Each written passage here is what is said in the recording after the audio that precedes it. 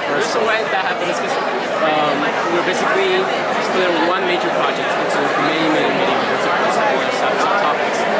My particular area of interest was in a city called Merida, Mexico. And what we studied there is 335 subjects. The reason why we picked Merida was because they have a high Mayan population. Why do we study Mayan population? Because Mayans have actually been marginalized for many centuries. And it wasn't until marginalized from the Western culture. So it wasn't until 1970s and 1980s that fast food companies, Coca-Cola, like all those fast foods high in processed foods and refined sugars started coming in. So we're really interested to know how much calories they have and how much malnutrition they have. So we studied 335 subjects from the high school course, and we used 3 different tools to measure. We used clinical child oral health impact profile, which is basically assessing their overall quality of life. And we also used the calories decay, listening, feel, and surface index, DMFS. I don't know if you guys have touched upon that yet. You maybe did a little bit to see, right? Not maybe a little bit. And I also used the icon index, which basically measures the linguistic complexity, outcome, and needs. What we found out is that out of our 335 subjects, the median was a 5.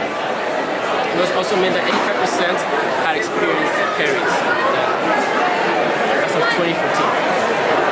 This is so basically what it means that about 15% of the subjects right now were caries free. This is actually really substantial because only 2 years ago, in 2012, that number was actually higher by 6.2%. So there was a drop of 6.2% of the number of caries free. And we are corresponding that related to a higher chance of processed foods and sugars. We also looked at the malnutrition and we used the icon score. The icon score measures your overjet, your overbite, your amount of crowding, and the aesthetics reported by the subjects. Sorry, can I go back to the diet? Of course. So since there's a lot of factors that contribute to caries, how did you eliminate other factors during your study, or did you just assume that it was, correlation doesn't always equal causation? So this is very preliminary. This is just a start. This is what we're thinking that it could be the factor that is increasing. So that's your hypothesis and not a conclusion. So I guess it would be there. So I'm hoping we got to do more study in this area. We're gonna learn a little more about this to quantify and to verify, and not only at the different variables. We also studied with the malnutrition. The median icon score was a 40, and anything that was above a 42 required them to, or they were classified as unmet orthodontic treatments. They need orthodontic treatments. So we saw that about 44% of these 235 require orthodontic treatments, and this you have to remember the icon score is also they came up with it a long time ago by a lot of orthodontics that decided to sit down together and they decided this is perfect, this is not perfect, and this is what a proper malnutrition is, this is what malnutrition is. So it has been used internationally, so that's what we use. You may ask them, the Mayans perhaps, the idea of aesthetics will not be the same as the Western, and you'd be totally right, but that's just kind of what we had, the tool that is available to us right now, so that's what we use. So Merida in Mexico, this is the first time malnutrition was ever recorded in the Sierra area. So future directions, we basically need to have another group of team to go in there and study more, verify our results, and also basically just have more data so we can later work on this bigger project that we're trying to get. So this is just kind of the preliminary, just the baseline, just collect the data. Sorry, what was the end value for this study in particular? What do you mean?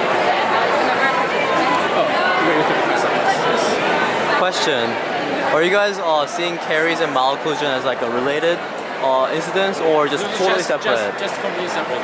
Okay. Because we want to study their quality of life based on caries and malocclusion. But for me, for my part of the project, it's just strictly just prevalence, just getting the data, just getting the percentages. So that's the most exciting part, in my opinion, because we have a theory that maybe diet, and I know there's other variables, but we're thinking that maybe diet affects your malnutrition. So, and it kind of makes sense a little bit, soft foods versus hard foods could really just how much your lower jaw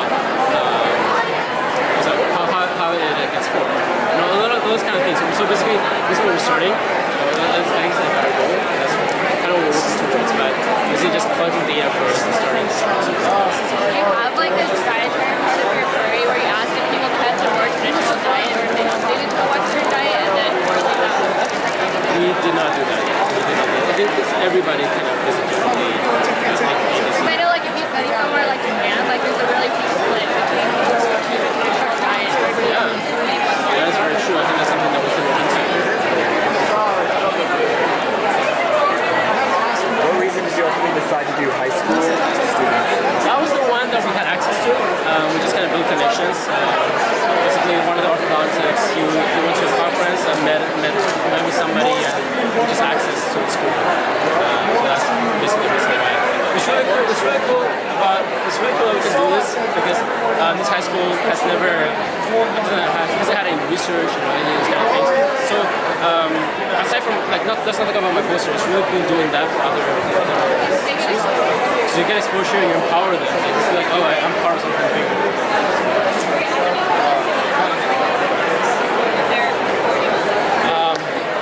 So I wasn't the one that basically was there for the contest president. I think I was maybe there for about. Actually, I wouldn't really tell you. I'm not gonna say anything that is just. Yeah, just enough to basically. Well, the thing is, like when he was there, he also trained them to know how to collect this data. So that was another very important part. So you trained them, and then they can start doing it. And while he was gone, they still collected more data. Exactly, and it just keeps sending you more and more data, which is fantastic. Do you know if there was a difference in like rudimentary oral health between students? Right. That would affect like just like basic oral health. I wouldn't be able to give you that information. So where is your particular city fitting with So my city's right here. That's the one. I guess like what's your The Mayan. different like aspects? So our management asking that we're focusing on indigenous populations. So we was compared San Francisco, a couple indigenous here in Chiapas, and then the Merida and also have Peru's, just different areas. But there are actually other islands spread out that actually haven't been reached by this Western culture. Well, that's a really exciting part. We're trying to go there. You guys do and then also like the islands and have the stereotypes. Yeah. So yeah, actually that's another area we're studying in the future. We're gonna go to one of those islands